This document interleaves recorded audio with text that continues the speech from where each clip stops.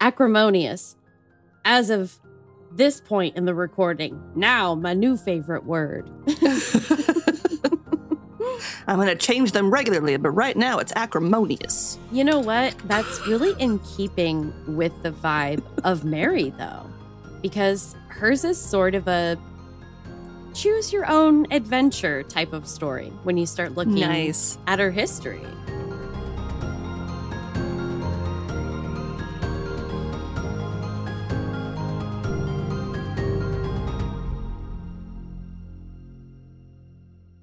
Hi, Caitlin. Hi, creepy people. Hello.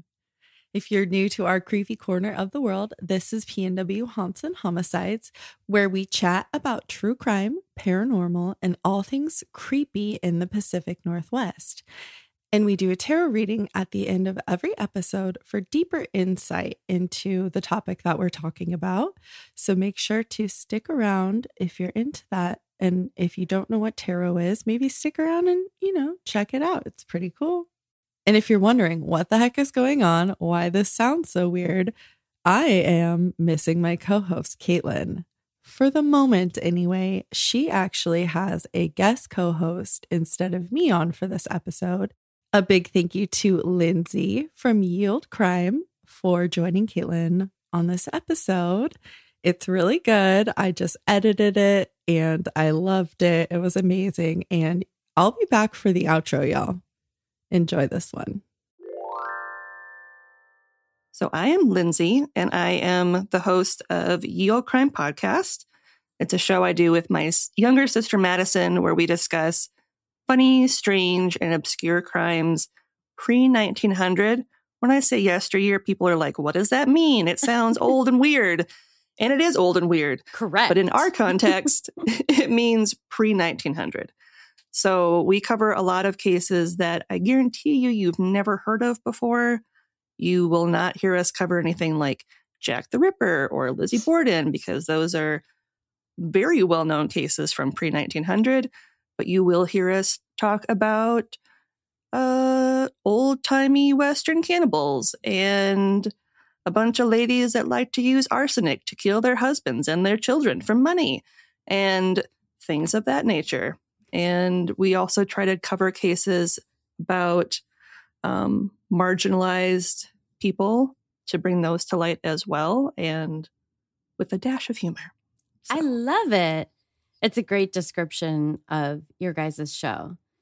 I can vouch for you guys personally, because that's one of the things that I love about your show is that it's not very often that you guys cover something that I'm like, oh, I've heard this for even like the second time, let alone like the 11th or 12th, like would be the case with Jack the Ripper or Lizzie Borden. Yep.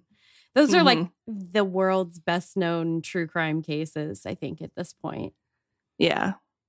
And it's both a blessing and a curse for our show, just because there are some times when the cases are so old and they're so undocumented that it is hard to write episodes about them. But it is also very fun when you find a topic that you can kind of dig enough to find enough information on it and then discover something really, really cool.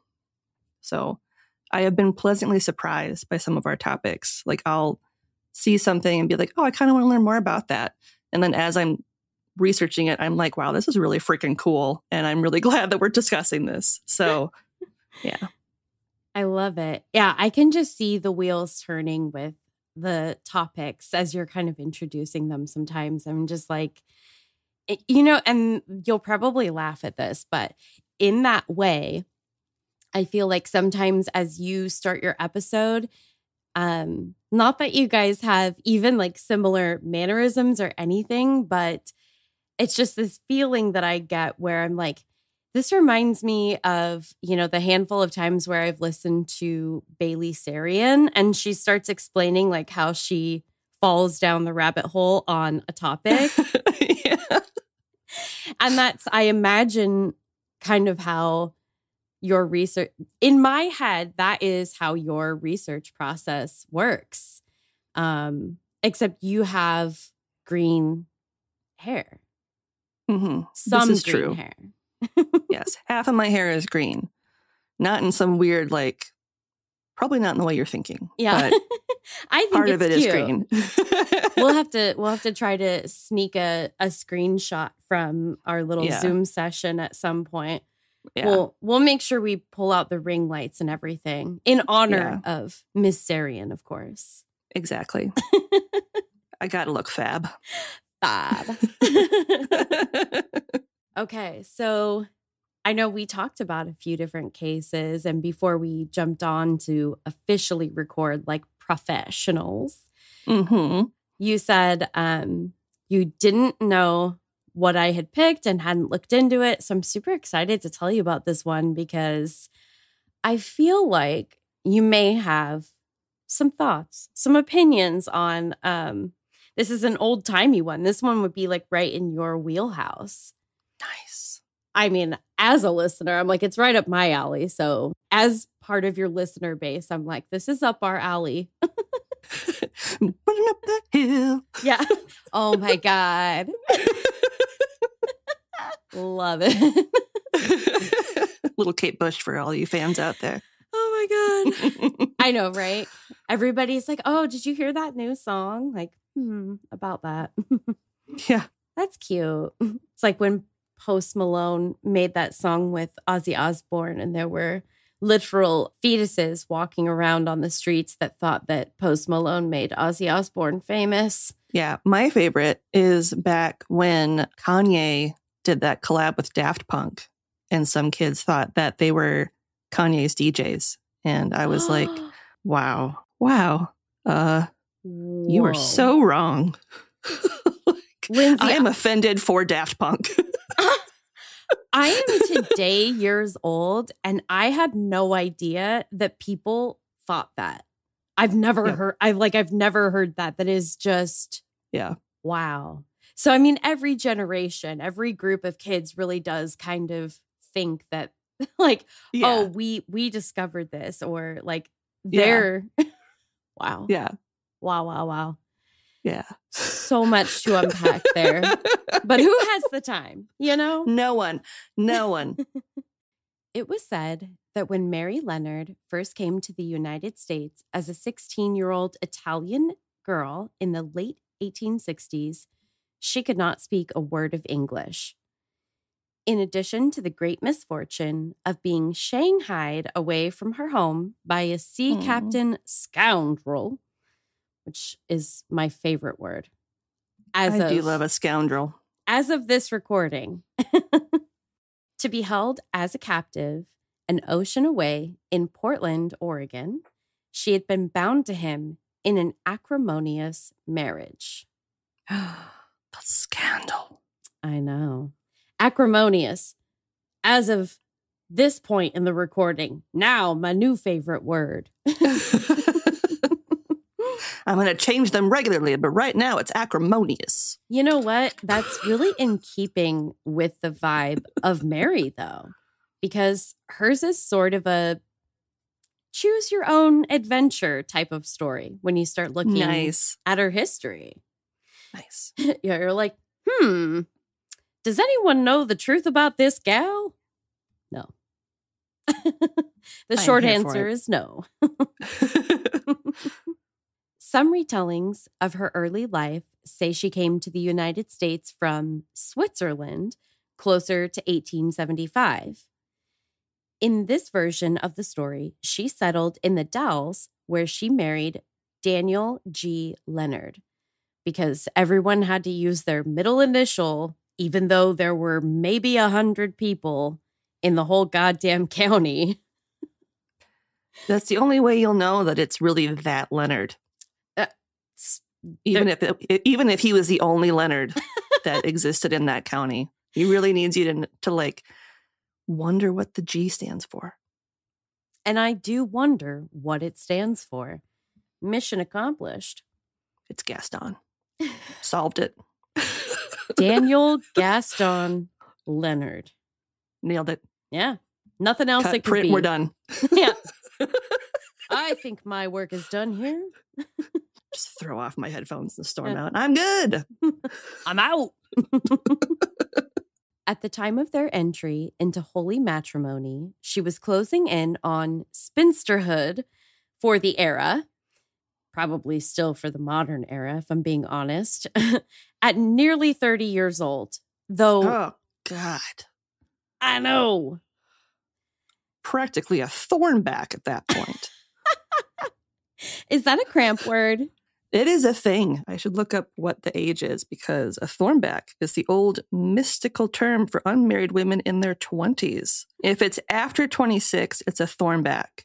So if she was in her 30s, if it's after 36, it's a doom witch. I'm almost a doom witch. I'm not going to make it. But yes, she's in between a thornback and a doom witch. Wow. God damn. The fucking patriarchy. There's literally different tiers of quote unquote spinsterhood. Yes. Cool. I picture her looking like Bowser. Like as she's getting ready to like go down the aisle, she like has the shell with all the like spikes coming out of the back of her dress. That is potentially fire. That is fashion week. I mean, she looks great, but woof. Like, oh my God. That's so funny. The more you know. Yeah. I always picture it. It's like childhood. Every time. Every time. Oh my gosh. Though she was still 30 years, her husband's junior. Roughly, give or take. Oh, geez. Okay. Mm-hmm. I'm picturing it. I got it. Yeah. So I guess based on all of this, that'll make me a geriatric bride. That's what I have in my notes. But now we've discovered there's a whole different word for it. I just assumed that, we'd be following the same rules that apply to pregnancy, like after 35, that's what we call it. But no, I like you said, the more you know. Mm-hmm. You couldn't have known how appropriate that was going to be. You're entering your doom witch era. I'm not going to make 35. it. I have to. But you have to be 36 or older, right? That's true. That's true. You're approaching your doom witch era. It's right on the horizon. Wait. Just wait. Wait. We need to push back the wedding. I'm Lindsay. I'm a fucking idiot, but she said excitedly.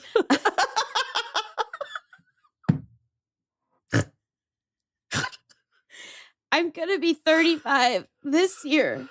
Next year, when we get married in August on the 1st, that is like the same week as my birthday.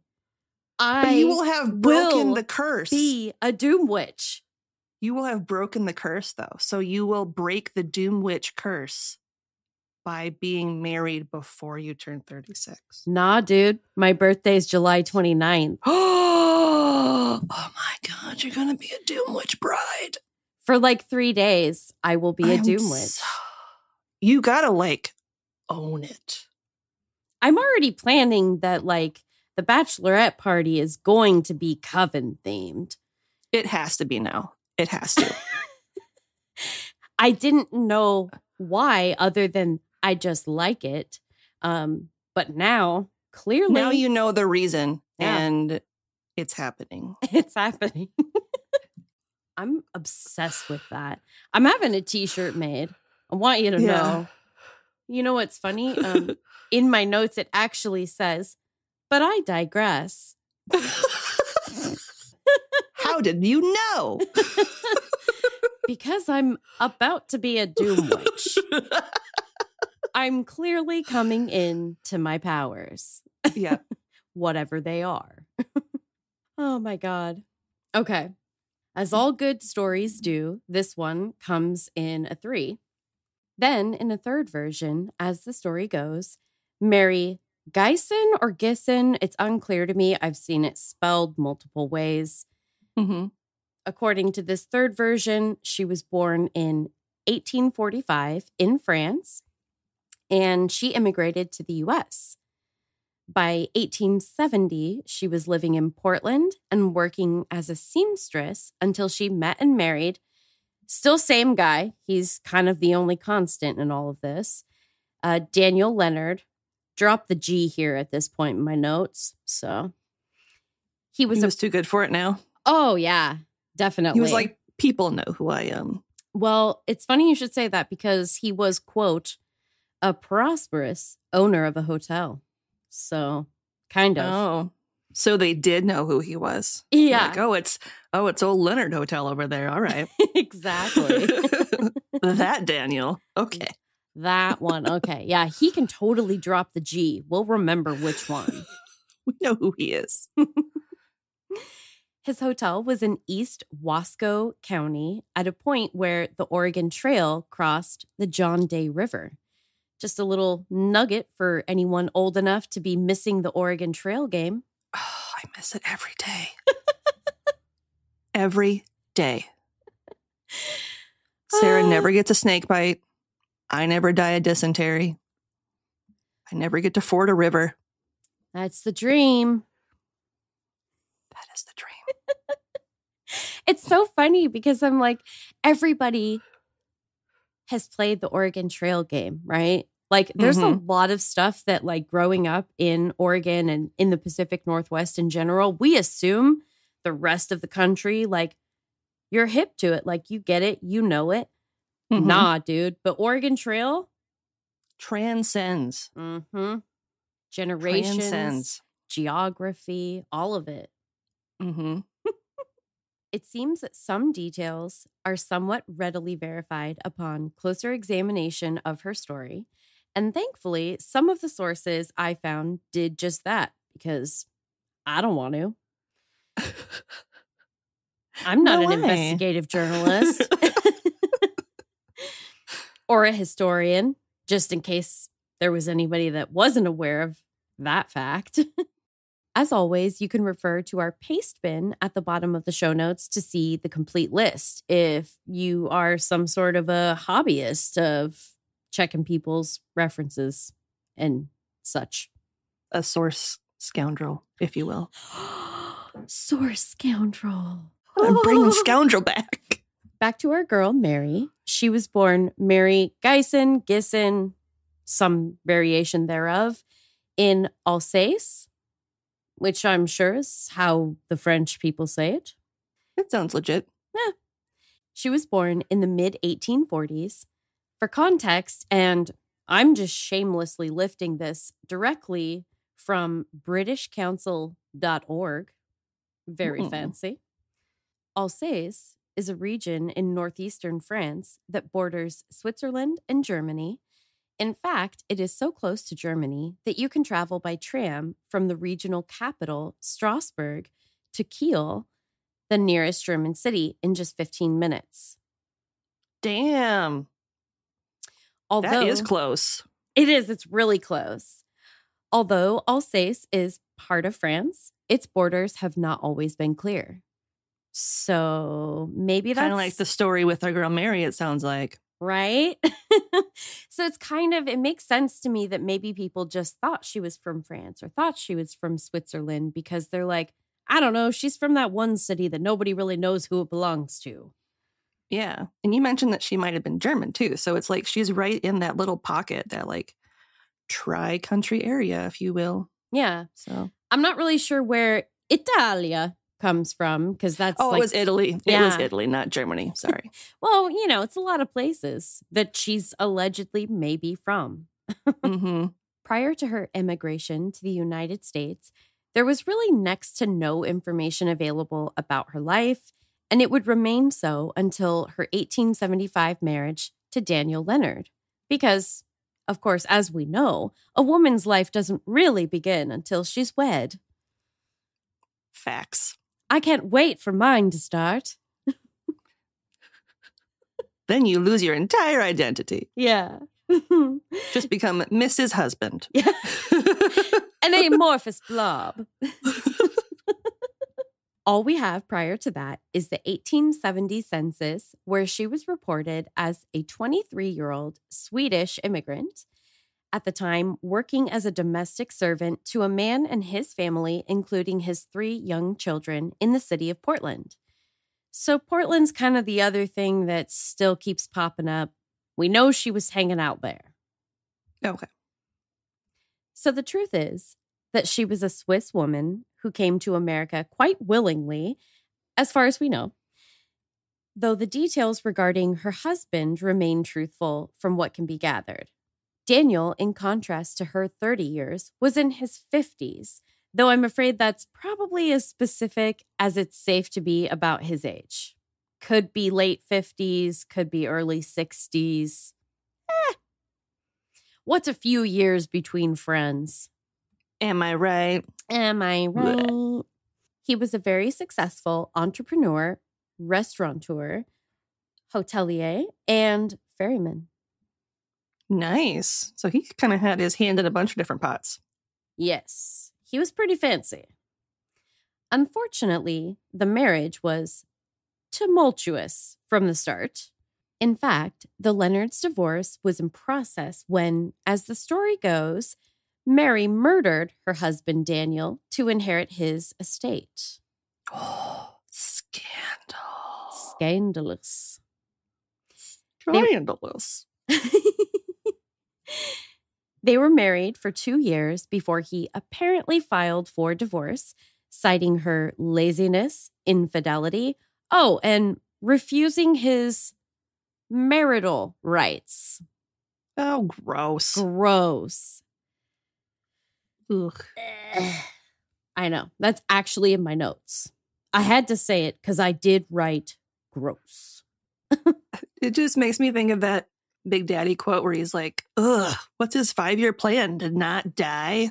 With his old balls. His old wrinkly balls. His old wrinkly balls. Seriously. Well, and back then, like in your 50s or 60s, like, yeah, your 5-year plan hella was to just not die. Mm-hmm. Yep. So it was the fall of roughly 1877 when Daniel filed for divorce, claiming all of the things. Mm-hmm. Interestingly, there's actually a lot of speculation about the character of this dude. I know you're shocked. I am shooketh to my core. Mm-hmm.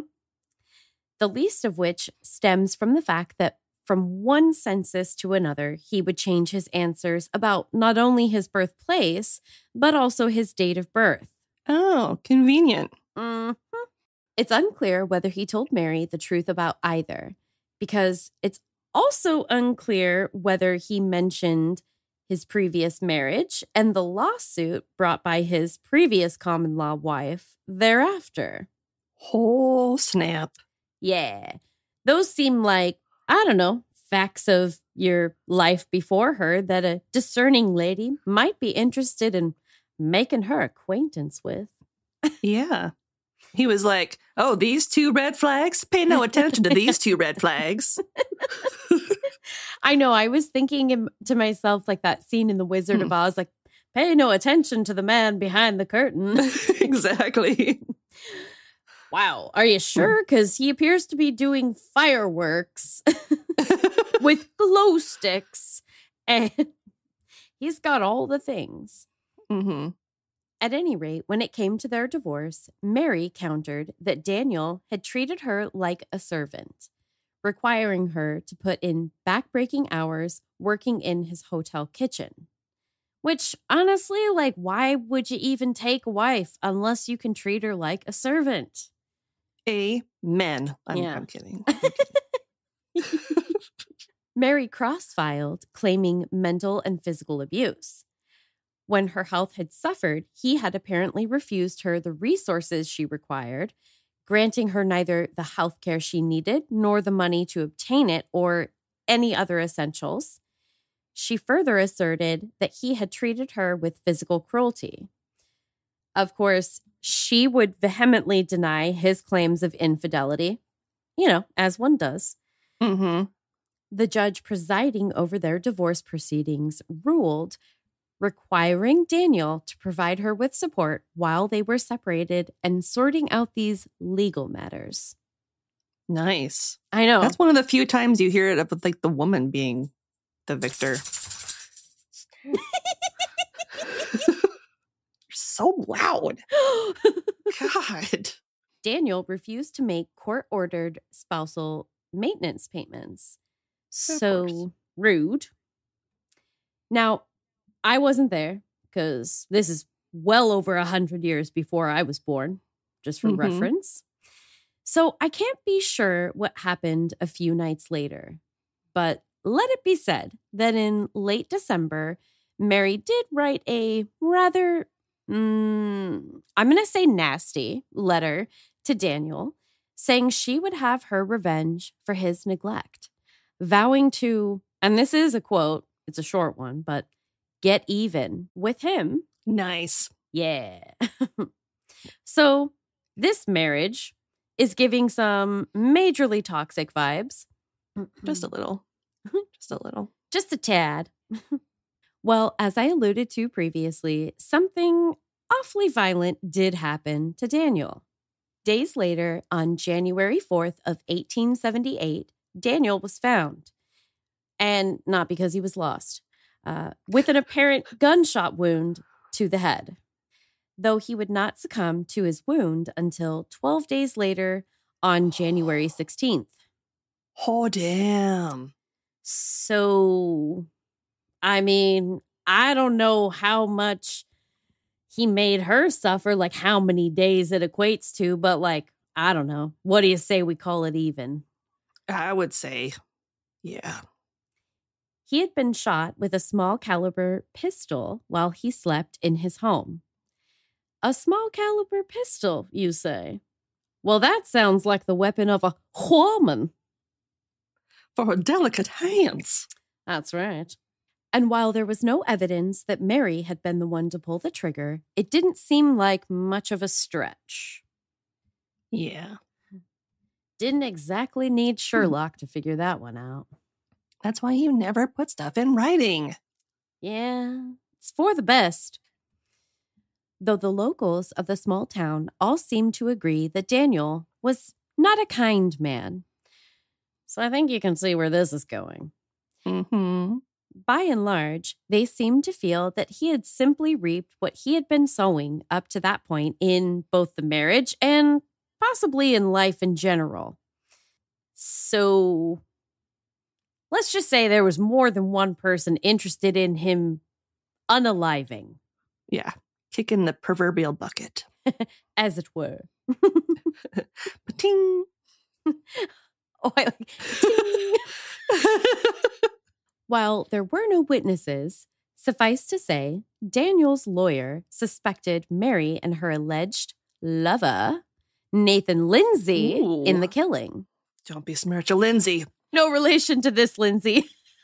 I don't claim him. You're like, that's not how names work, you idiot. That's his maiden name. Or wait. Nope.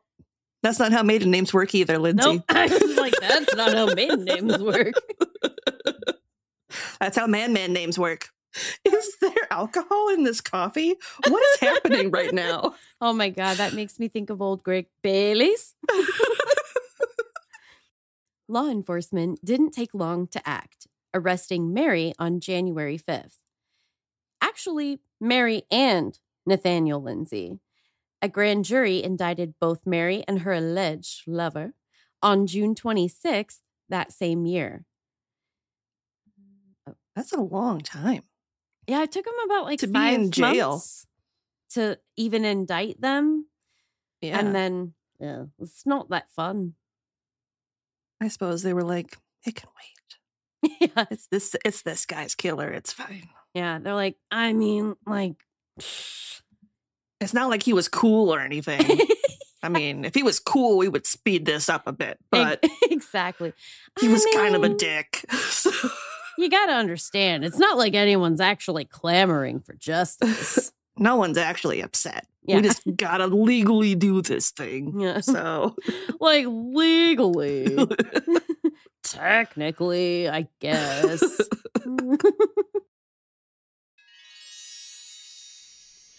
As indie podcasters, we love to show our support of other awesome shows. So stay tuned for the promo we've got to share with you this week. Let's show them some love. You can find their info in our show notes. The Florida Men on Florida Man podcast features crazy, very crazy, but true stories from the Sunshine State. Ranging from bizarre true crime stories to the sometimes spooky and nearly always absolutely hilarious. Hosts Josh and Wayne of FMOFM, as they're known to their friends, go well past the insane headlines the state is known for, to share stories focused on Florida's history and what makes the state unique. Aside from all the bath salts, of course. I'm learning a lot. Should we say something funny like, hit it? Do it. If you like small town mystery, crazy news, and wild history, then the Florida Men on Florida Man podcast is for you. Each week, Josh Mills and Wayne McCarty bring you the absolute best Florida has to offer. So if you're looking for a show that's safe for the family, but funny enough to help you escape everyday life, then listen to the Florida Men on Florida Man podcast. That's Florida Men, plural, on Florida Man podcast. You guys, we're back. And don't worry, we did get more wine. Well, of course. Mary's lawyer arranged separate trials for the two defendants, which I feel like in every court case that I've ever heard of, like severing the trials ends up being a good move typically. mm-hmm. If they try you together, they can usually present a different set of evidence. And every case is different, but they tend to be able to put together a more damning case when you're tried together. Mm-hmm. I don't know. Not a lawyer. I am also not a lawyer, but I agree with what you said. Hashtag not a lawyer. Hashtag wild speculation. Yeah, exactly. Man, my hashtags are real. It's like, wow, amateur hour, huh? Oh, hashtag amateur hour. There's a third one. There we go. They come in threes, like I said. They do. And though Mary's sister lived in Wilsonville, Oregon, with her husband at the time, it's unlikely she attended the trial at any point. They had kind of grown apart, but the biggest thing is that her sister would actually end up giving birth to her first child on January 20th of 1879. So we assume she couldn't travel in that delicate disposition. Facts. Yeah. Which is like, I mean, June to January. So she was only like 3 or 4 months pregnant. Like, what is the big deal? This was also the time when they thought that riding on the railroad would give you like insanity. So I'm sure they probably were like, oh God, if she's pregnant and riding on a train, that thing's going to projectile out of her and it's going to just attack everybody in the car. It's going to be chaos. Keep that woman home. It's chaos down here, Tom. Absolute chaos. Over here at the B&O Railroad.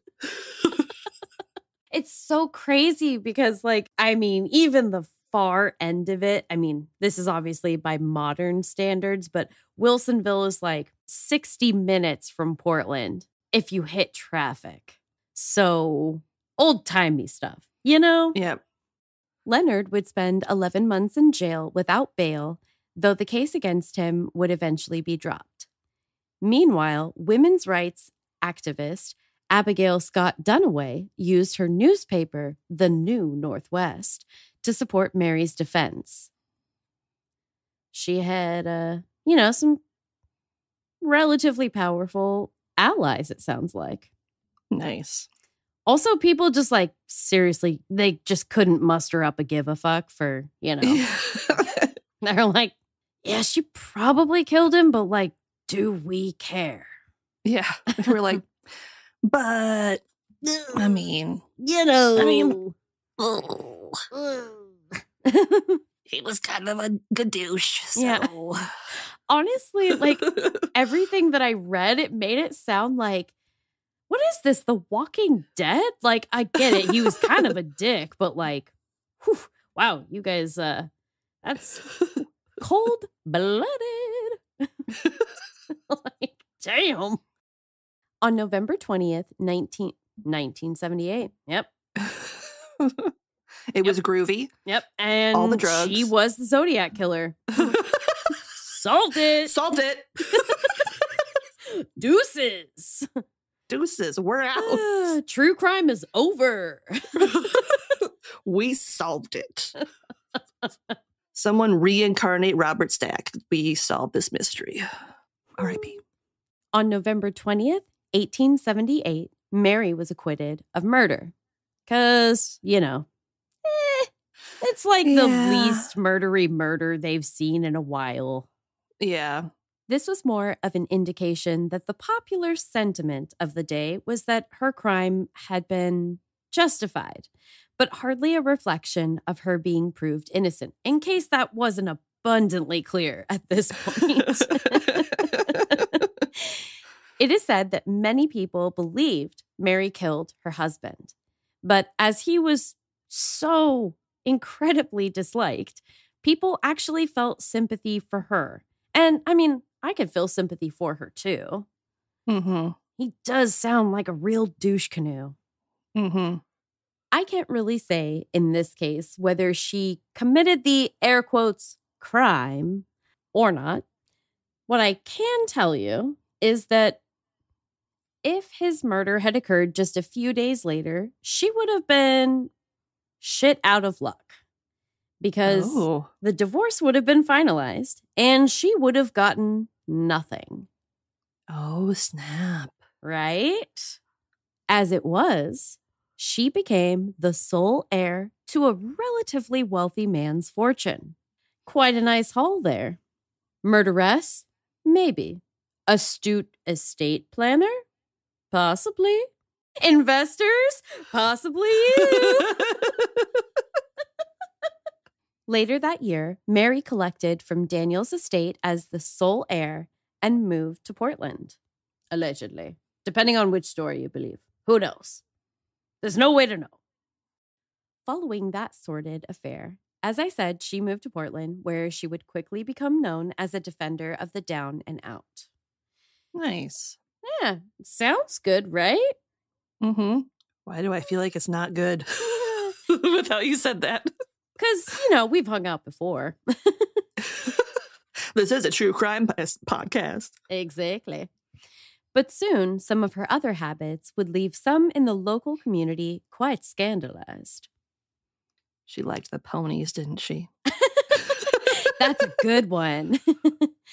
No, but she was a middle-aged woman who frequently courted men that were roughly half her age.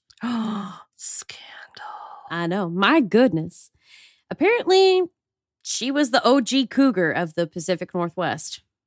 Nice. Snaps for this bitch.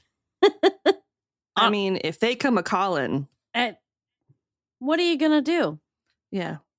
Honestly, I don't ever want to date a man half my age for a myriad of reasons that we simply don't have time for in today's format. But if that's your yum, I'm not here to yuck it up, girl. Do you? No. Have your fun. Get it. Any other pithy one-liner? You go, girl. Yeah. Get your groove back. Boss babe. She also operated boarding houses. Now, I realize that only Lindsay can see that I am once again using the air quotes. Air quotes. They were said to be utilized by sex workers of the era, but really, point to a boarding house in the 1800s of which this couldn't be said. Yeah. I'm no historian. That's already been established. But I have the distinct impression that you simply can't find one. Even if they weren't quote-unquote brothels, sex workers don't just stay at brothels, right? Like they stay in other places. They go all kinds of places. Shocker. I know. Knowledge bomb. Knowledge bomb. Mind blown. Anyway, to me, I'm just seeing mainly a badass female entrepreneur who takes no shit so far. But please feel free to wake me up if she starts really wilding out. You know, I mean, like, I guess the murder thing was... Yeah. There's that. She could have totally slipped. Yeah. He slipped with the tiny, tiny gun in his hand, and no one knows what happened after that. But then he was dead.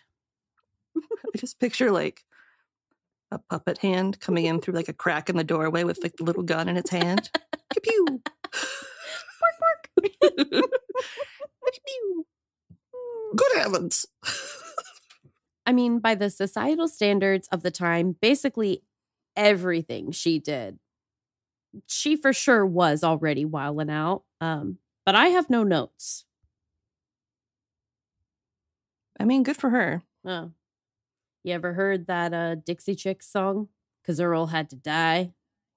Na, na, na, na, na, na.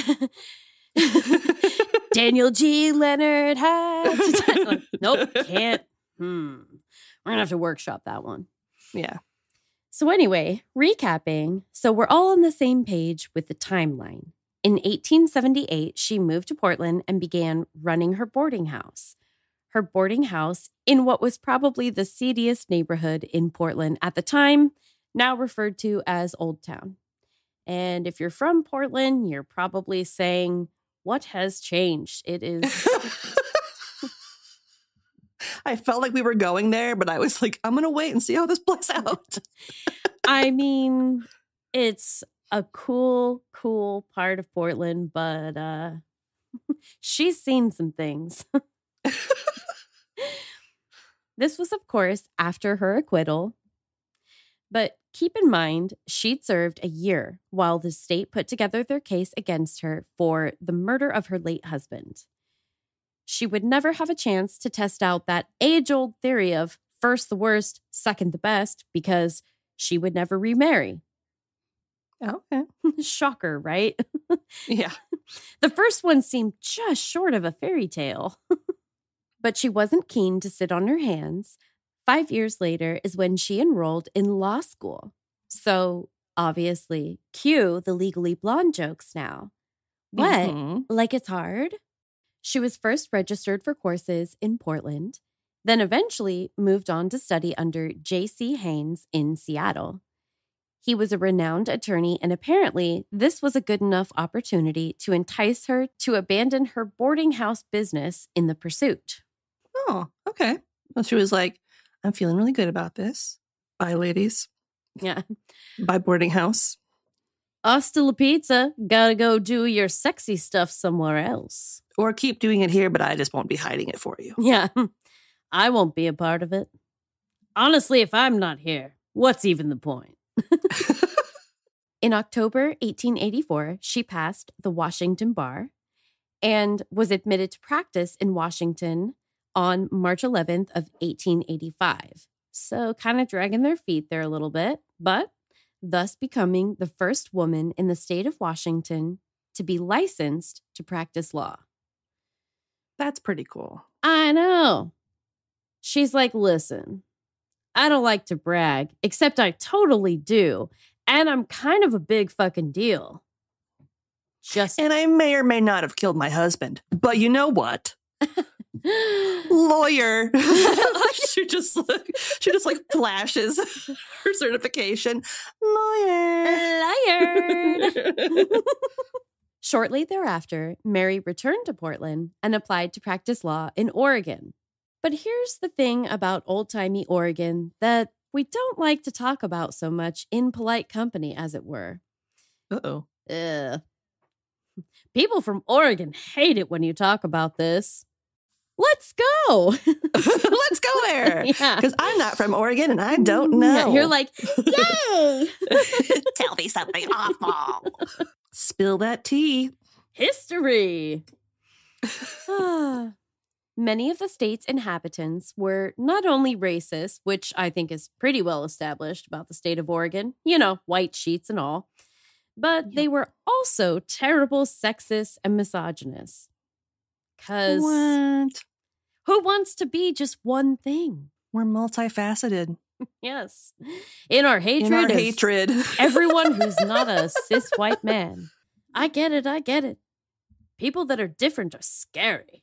So, of course, the men of the town weren't going to let this go down without putting up a fight. Apparently, they found the time in between burping contests at the local tavern and visiting their mistresses in local boarding houses to put up quite a fuss, while still making it home in time to complain about the dinner their wives had prepared. Nice. Yeah. That's time management. Exactly. So you see, ladies, you really can have it all. Mm-hmm. I was like, is that too much? But it's just like, seriously, don't y'all have better things to do? Like, Jesus, weren't people still dying of the common cold every year? Fuck's sake. Yeah. On March 18th, 1885, the Oregon Supreme Court refused to admit Mary, claiming the law only allowed for men to be admitted to the bar. So, of course, a judge has to get involved. In this case, Judge Matthew declared her, whatever, I don't know. He said, I'm a judge and in the appropriate official legal fashion, he said that she should be able to practice in federal court. He was like, that is it. Putting my foot down. Don't make me turn this car around. And everyone was like, no. Yeah, that's exactly what. How did you know? She took her jobs. Federal Judge Matthew Deedy of the U.S. District Court for the District of Oregon, finding no similar prohibition in his interpretation of the law, admitted Mary to the federal bar in Oregon on March 27th of 1885. Finally, that seems like that would be the last of it, but apparently not. Cool. So he turned that car around. Damn it. Though it was common practice to recognize other legal professionals from neighboring jurisdictions without much concern, the state of Oregon denied her application with the Bar Association because the menfolk weren't prepared to let this lady of the law win so easily after all. Basically, they were just whining. Just so much mediocre white male whining. It's not fair. She can't do that. You can't do that. Turns out you've got a uterus. Yeah. Ew. Gross. So she lobbied the legislature to ensure that the state would be required to allow women admission to the bar. Because remember, she was initially licensed in Washington. So it's all this jurisdictional hullabaloo. In November 1885, the Oregon legislature passed a law supported by Mary that allowed women to be admitted to the bar. So, again, like, are we done yet? No. Then the state Supreme Court responded by throwing together a totally bullshit one-year residency program. This'll fix her. Yeah. They were so upset about a woman practicing law. This was a law that was basically designed expressly to hopefully derail her application rather than outright denying it, because, that didn't work out for him. She argued her case in front of the Supreme Court and in person. This was at a time when women did not do a lot of public speaking, mind you. Oh, yeah. Because that's not very ladylike. We're supposed to be seen, not heard. Oh my God, that is exactly what I thought to myself when I was writing this. I was like, wait, that's only children, right? I'm like, nah, it's the 1800s. What am I saying? It's everybody. That's not a man. Yeah. She argued that exceptions had been made for 12 other male applicants. So, they kind of set the precedent and all that. She made a very compelling argument against them, essentially leaving them with no choice, even considering the threat of bears being able to smell her menstruation. I love Anchorman so much. Then, on April 13th, 1886, Mary was admitted by the Oregon Supreme Court as Oregon's first female lawyer. Finally. Yeah. Good but God. like for real this time. Because apparently that other time was like kind of just a trial for funsies. And they're like, no. Mm-hmm. Yeah. Now, she may have been victorious in her hard-fought battle for the right to practice law, but she wasn't a particularly successful attorney, which is kind of a bummer. Yeah. Like, thanks a lot, Mary. However, she did become notable in her own way. She mostly represented sex workers, gamblers, and average laborers in criminal court. Mary's colorful life continued as she developed a practice in Portland, working mainly in the police courts. You know, working with those undesirables. Mm-hmm. To supplement what was a fairly paltry income from her law practice, she reopened a boarding house. She was also a wild drinker, known for partying around town amongst her younger male colleagues. What? I know. Old habits die hard. Am I right? You are right. Now that is a lady. Stay golden, pony boy. That's how I picture her, is that character. Mm-hmm. It is said that she developed a reputation for fighting and drinking with male attorneys. So hopefully she had a tolerance for the booze and wasn't my height. In 1897, Mary was arrested for threatening to kill the landlord of her boarding house when he attempted to evict her from his property. Kind of seems like maybe it backs up that whole story about how she, I don't know, maybe kind of killed her previous husband, but could be totally unrelated. After a trial described as a circus, Mary was once again acquitted. Because she apparently has 9 lives. For real. Later, she was convicted of embezzlement of $1.40 relating to refusing to pay a witness and went to jail after she refused to pay the fine. So, doesn't like to pay the bills. She went to jail for, I probably have that in my pocket right now. I realize it was a different time. Oh my God. That is so good. Less than $2 worth of embezzlement, and I'm just going to go to jail. Yeah, right. Take me away, officer. Cuff him, Dano. Mary continued her practice in Portland until June 1912, and she died on October 24th of 1912. This was just 2 weeks after being admitted to a hospital in Multnomah County, Oregon. At the time of her death, she was said to be practically penniless and without a close friend left. Aww. So no wonder she didn't want to pay the $1.40. She was like, I need this. You don't understand. I can't even afford to stay in my own boarding house. Yeah. I need this money. Exactly. Apparently, she has no marked grave. And though it's possible that her remains were sent to the University of Oregon Medical School, any associated records from that era are long since disappeared following a fire where they were housed. As our good friend Bailey would say, suspish. Mm-hmm. You know, because she's our bestie now. I mentioned her once casually in passing, and now we're BFFs. That's how that works. So that's pretty dark, depending on how you look at it. But let's close out the case on a quote from Mary herself. It's from the victory party / press conference that she threw for herself following the acquittal in the case brought against her by her landlord dating back to 1897. Nice. She said of herself, And yes, I quote, "The lady is not young or stylish. Withal, she is comely and attractive, possessed of sparkling wit, and her company pleases young attorneys." And I was like, what? So essentially, she's like, my milkshake brings all the boys to the yard. Yeah.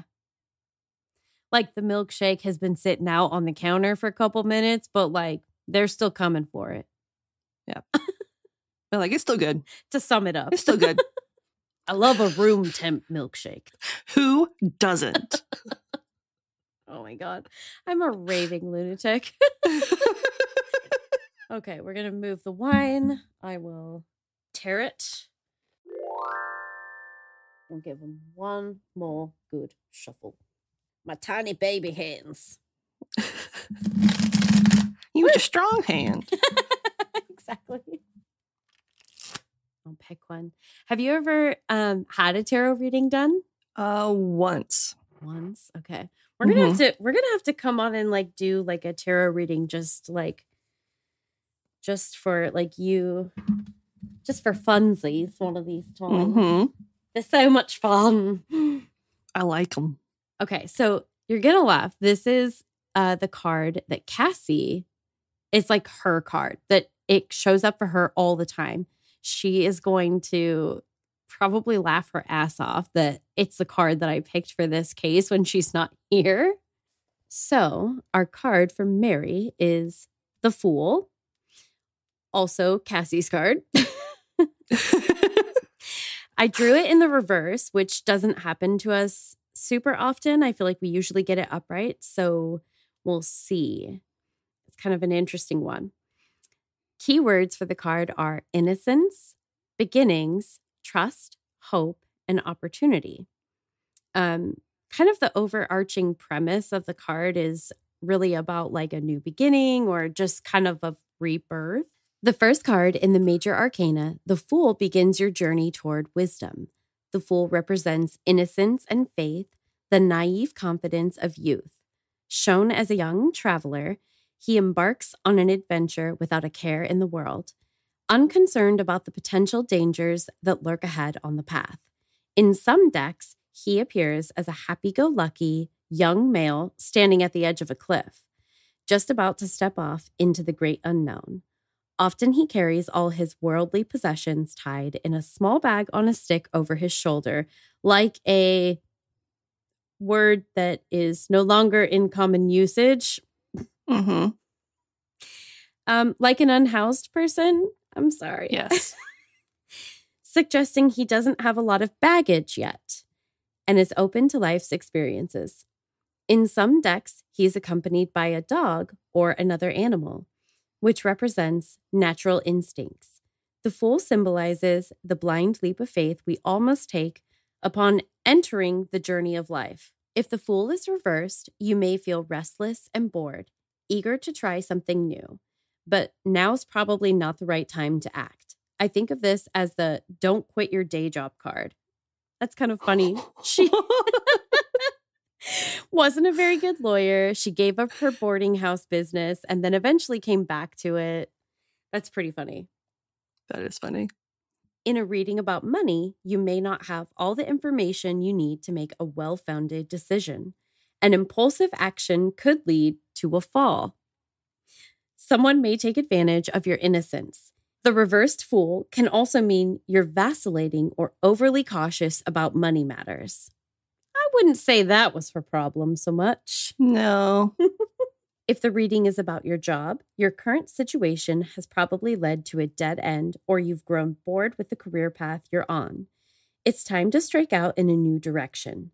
Don't do this hastily, however. Gather information and explore possibilities. Well, I mean, she did kind of nail that. She did. She did. Like 60% of the time, it works every time. Mm-hmm. In a reading about love, this card can warn you to look more closely at a partner or relationship. Things may not be what you think. That feels right. Yeah. The reversed Fool may also indicate the end of a relationship and greater freedom as a result. That hits the nail on the head just a little bit. Wow. It's a little on the nose. Holy shit. Think before you act, however, for you might regret a breakup undertaken hastily. That's a little too pistol on the head, one might say. Oh my God. Oh, Lizzie, I'm going to die. That is just...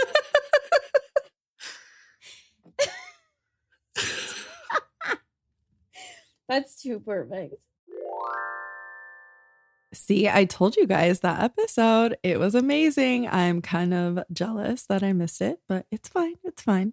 If you loved that tarot read and you want to see it with your own eyeballs, you can become a member of our Patreon, where a video of every tarot read is uploaded with the ad-free version of the episode each week.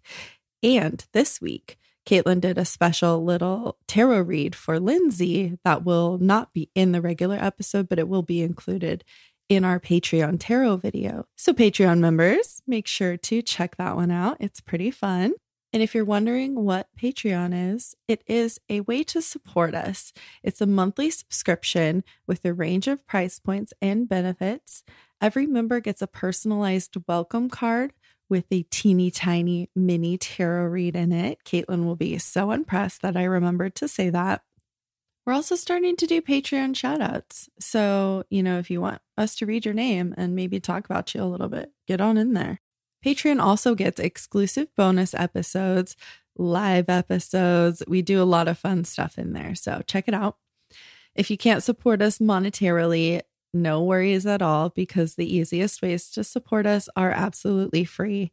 Tell everyone and anyone you can about us, or leave us a 5-star review on any platform you can. And if they let you leave a little comment like Apple does, definitely, rave about how amazing we are. If you have any true crime, paranormal, or witchy stories to submit for our listener appreciation episodes, Creepy People Chronicles, please email us at pnwhauntsandhomicides@gmail.com, or you can use our handy dandy little Google contact form link in this episode description. You are always welcome to remain anonymous if we choose to read your story for an episode. And remember, they don't have to be from the Pacific Northwest. Even if, our show is Pacific Northwest based, we stretch the rules. We do what we want. We have fun here. So please don't be hesitant to share if you don't live in the PNW area. Follow us on all of the social medias if you don't want to miss out on photos of every tarot card reading and our beautiful altar setups that go along with those, and a lot of backstage shenanigans, always, all the time shenanigans. Also, check out our TikTok. It's pretty fun over there. And sometimes, we don't share the videos from TikTok to Instagram. So you're kind of missing out if you don't go over to TikTok. You can find our website and our link tree. Those will have links to all of our socials, literally anything we're on. You can find us through those links and, check out all the fun we have to offer. Thank you, creepy people, so much. And since I'm alone for the outro today, I want you guys to join me and say, have a creepy ass day with me so that I'm not alone, because I feel so alone right now. Okay. So are you ready? On the count of 3. 1, 2, 3. Have a creepy ass day. See you next Tuesday. Unless somebody gets sick and can't do anything, because that seems to keep happening. Okay, bye.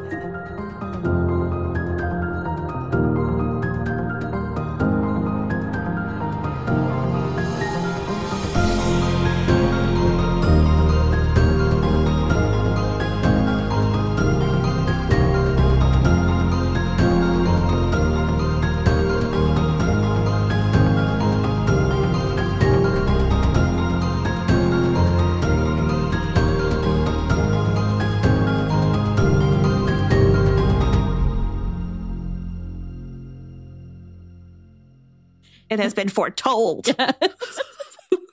Oh my God. What the fuck is that movie? The fucking. Do you know what I'm talking about? Yes. I'm so sorry, Cassie. She's sitting here like, what the actual fuck, you guys? Oh my God. I'm so sorry. Bless your okay. heart for having to sift through this. Yeah. I told her she could start training me to, do a little editing on the side.